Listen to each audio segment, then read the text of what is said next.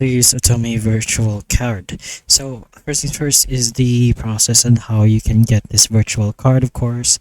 So once you have pretty much verified your number and you currently have a profile or an account, so you should be able to find the what's the option here, which says the apply for the Atome card here. So once you press on that, you should be able to find this.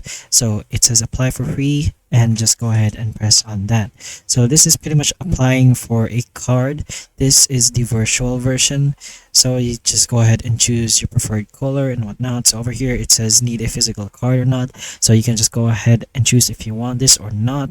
So you can just go ahead and choose no if you pretty much just want the virtual card. So just go ahead and agree to the conditions and press on next. And you're gonna have to verify your identity by using one of the requirements and take photos with camera. And once you've done that, you should be able to get your own personal card that can be used virtually in multiple payment methods.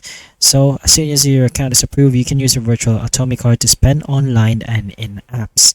So if there is a card option, all you have to do is choose on that and put out the details on the payment method, like the card number, the security code, and the expiry date, which should be found indirectly in the app as your virtual card. So your Atome virtual card can be used for online and in-app spending. So simply use your virtual card details at the checkout when it's time to pay. So as MasterCard, it's very widely accepted and many e-commerce retailers can take payment from your Atome virtual card. So hopefully this video does help you, and if it does, please like and subscribe for more videos like this, and that's all. Thank you.